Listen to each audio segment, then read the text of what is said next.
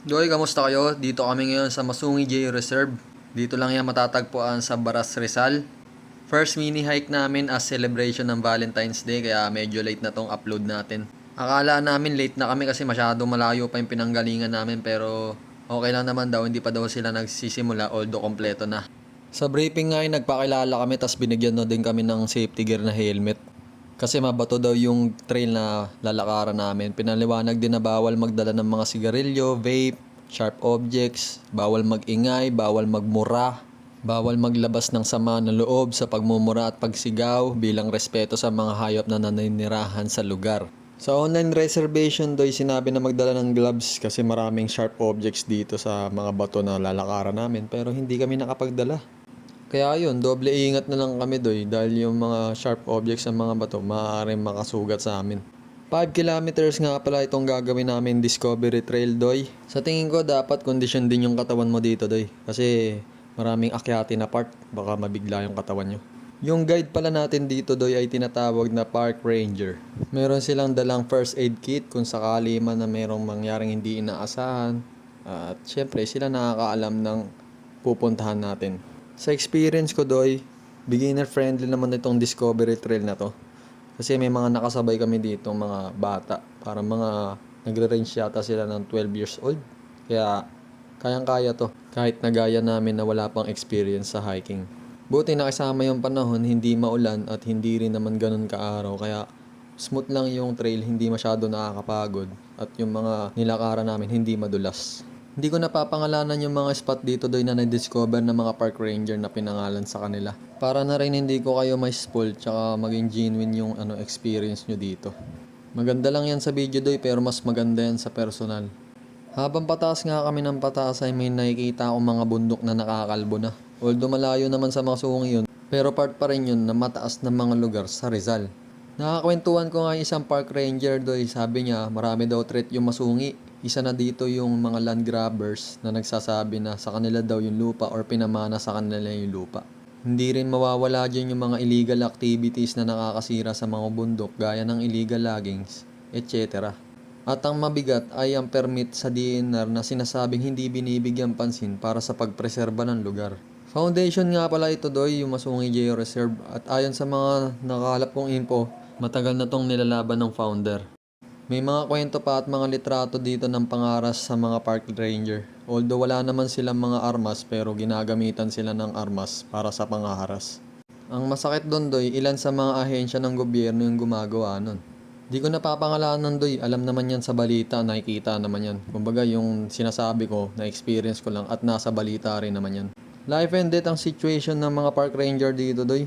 Kasi maraming mga peklat na pinakita sa amin yung mga park ranger na sabi tinamaan ng mga bala, although nasa barracks lang sila, namamahinga, biruin mo yun. Kaya siguro pinangalanan na rin sila mga park rangers. Isa sa mga napatunayan na nanakit sa mga park ranger dito ay ilan sa mga tauhan ng mga negosyante na malapit sa lugar na gustong kunin yung lugar para gawing resort. Marami talagang gustong kumuha ng lugar na to doy kasi maraming minerals yung lupa tapos yung mismong lupa gusto nilang gawing mga establishment para pagkakitaan. Usong-uso kasi ngayon doy yung mga lugar na kinakwari.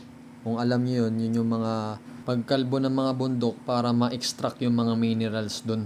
Kung anong gagawin nila doon, ewan ko sa kanila. Basta gusto lang nila pera. Yun ang malinaw sa akin. Ang pagdalaw namin ay maliit na parte lamang bilang suporta sa foundation na ito.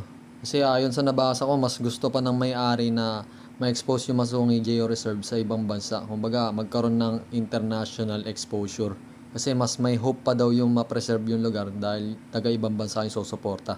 Kasi nga, yung local support ay masyado maliit tapos yung kalaban pa ay isang ahensya ng gobyerno na dapat nakapokus sa pagpapanatili ng kaayusan sa lugar at pagpepreserba.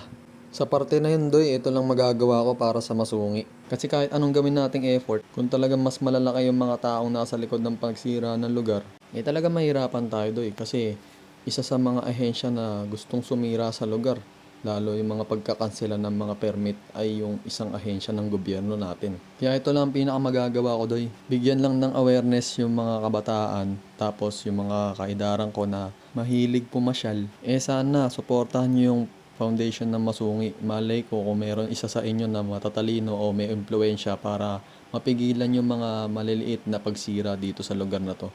Kasi sa nakita ko dito, Doy, hindi lang yung pinakapagpasyal mo yung pinakapakinabang nitong lugar na to.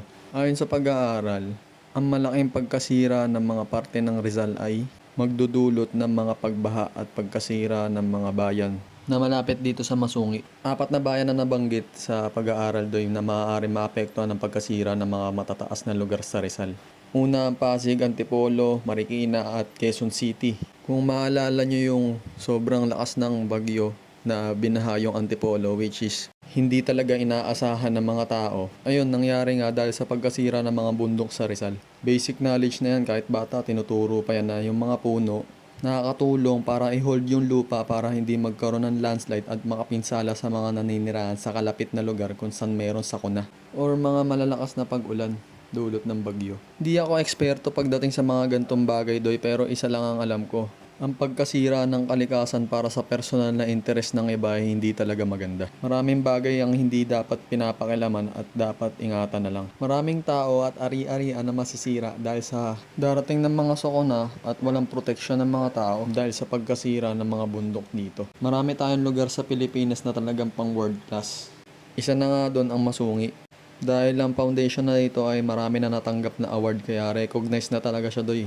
Ang advocacy ng lugar na to ay para sa mga susunod na henerasyon.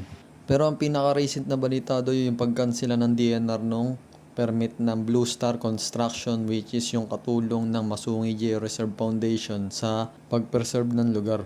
Alarming siya kasi kapag nasira tong lugar, hindi naman tayo ganun ka-responsive sa mga sakuna, lalo sa mga malalakas na bagyo at mga pagbaha. Ang tendency ay magkukulang na naman ang evacuation center natin. Possible na gamitin na naman bilang evacuation center yung mga eskwelahan para mapunan lang yung kakulangan ng evacuation center. Dahil sa dami ng tao mawawalan ng mga tirahan. Pag nangyari yun, syempre domino effect, yung mga bata hindi makakapasok sa school kasi nga okupado yung mga eskwelahan. Mangyayari, di nare-refrain na naman yung mga bata sa pagpasok sa eskwelahan, nauhuli tayo sa academic excellence. Sa experience ko bilang biktima rin ng sakuna dati ay alam ko yung pakiramdam na nare-refrain ka sa school tapos nauhuli ka sa eskwela.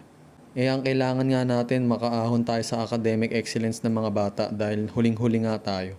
Ang pinaka-apektado dito sa mga pagkasira ng ating lugar at sa mga natural disasters ay yung mga bata talaga. Hindi natin pwede sabihin na hayaan na lang na ibigay yung lupa doon sa mga gustong kumuha kasi ang nakasalalay nga ay yung mga susunod na henerasyon.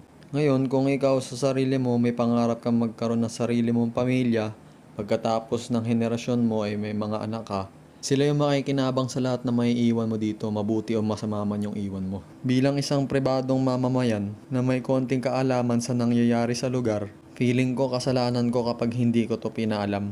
Hindi ako against sa pagbabago. Pero kung yung pagbabago ay makakaapekto sa buhay at kinabukasan ng marami, hindi siguro talaga makatarungan na ibigay yung isang bagay na para sa iilang interest lang. Mahalin natin yung sariling atin, Doy. Siyempre, yung pagmamahal, mayroong pagkilos yan. Paano mo mapapakita na mahal mo yung isang bagay kapag hindi mo kinilusan? Alam ko mahilig tayo sa mga magandang lugar at marami tayo niyan dito sa Pilipinas. Pero marami na rin kasi talagang may treat yung mga lugar. Kapag yan hindi natin naprotektahan, sa picture at video na lang nila itong makikita yung mga gantong kagagandang lugar. Magkakaroon nga pala Masungi ng protesta para sa pagkansela na naman ng isang permit. Inayos namin ang schedule namin at pipilitin namin makapunta. Pero sana susunod marami nang pumunta para malaman talaga ng gobyerno na maraming sumusuporta sa lugar na to. At syempre, parte na rin to ng pagpopromote ko ng lugar na to. Bilang pahingahan na rin ng mga pagod nating mga utak at katawan. Syempre, sa araw-araw na pagtatrabaho, yun lang, Doy, hinihiling ko sana mapansin tong lugar na to, lalo ng ating gobyerno at magkaroon ng konkretong solusyon para hindi na masira yung mga dapat na pinoprotektahan nila. Yun lang, hanggang sa muli natin pagkikita, paalam.